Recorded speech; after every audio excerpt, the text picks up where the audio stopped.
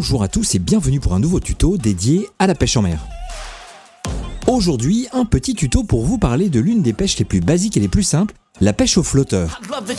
Je n'aurai pas ici la prétention de faire le tour complet de la question, mais je vais aborder avec vous les grandes généralités pour vous permettre d'aborder cette pêche le plus simplement possible. Pour une pêche des plus faciles, surtout si vous êtes en vacances, je vous conseille une canne à coups classique en 3, 4 ou 5 mètres, munie d'une ligne de base pour pêcher des gardons en eau douce. Échez un verre de mer de type demi-dur et orientez-vous vers les chenaux ou les digues de port où les eaux sont souvent plus calmes.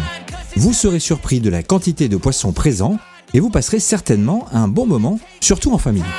Idéal pour initier les enfants à la pêche en mer et découvrir la richesse des fonds marins. Quoi qu'il en soit, renseignez-vous bien sur la taille de capture et remettez à l'eau rapidement les poissons que vous ne pouvez pas conserver. Pour les pêcheurs les plus aguerris, une canne d'une bonne longueur et légère sera nécessaire. Les cannes Ethan 6 sont parfaites pour ça. Télescopiques, elles facilitent le transport et la mise en œuvre, mais leur principal atout, c'est de pouvoir s'équilibrer parfaitement à l'aide d'ajouts de maslots dans le talon.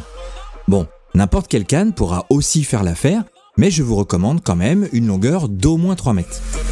Sur votre ligne, installez un flotteur, soit fixe, soit coulissant. Le stop float vous permettra de définir la longueur de votre montage et de pêcher avec plus ou moins de fond.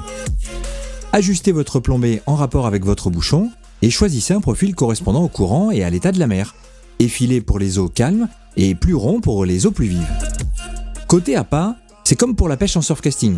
J'en profite d'ailleurs pour vous remettre en haut à droite la vidéo sur les types d'appât et je vous conseille de pêcher au verre qui constitue l'alimentation de 80% des poissons de mer. Une dure verte, un verre tube sera idéal. Il tiendra parfaitement à l'hameçon et vous permettra de pêcher efficacement. Vous pouvez également écher une moule ou de la chair de coq si vous ciblez davantage les sparidés, mais pensez bien à adapter la taille de vos hameçons et surtout, n'ayez pas peur de réduire leur taille. Vous aurez plus de touches et pourriez bien capturer des poissons inattendus. Pour fixer un peu votre poste et attirer un maximum de poissons, n'hésitez pas à amorcer votre spot avec des appâts spécial mer. Formez des boules assez compactes et lancez-les à proximité de votre bouchon. L'amorce attirera à coup sûr les poissons avoisinants et facilitera la détection de votre verre. C'est facile, à condition de ne pas avoir trop de courant. Voilà, je n'ai clairement pas fait le tour de toutes les situations en pêche au bouchon et je vous propose de nous retrouver lors d'un prochain épisode plus détaillé. Alors faites-moi savoir en commentaire si cela vous intéresse et s'il y a des sujets que vous souhaitez aborder.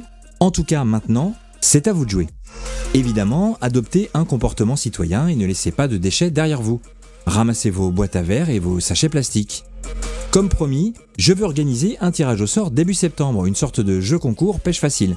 Pour cela, allez sur mon compte Instagram, ici, et restez connectés, je diffuserai très prochainement les modalités de participation. Je remercie tous ceux qui envoient leurs captures photos des vacances. Je vous ferai à la rentrée, je pense, un petit récapitulatif en vidéo, alors n'hésitez pas à laisser votre nom ou votre pseudo. Comme d'habitude, si ce programme vous a plu, n'hésitez pas à le commenter et à le partager autour de vous. On se retrouve ici très vite, je vous dis à bientôt. Allez, ciao!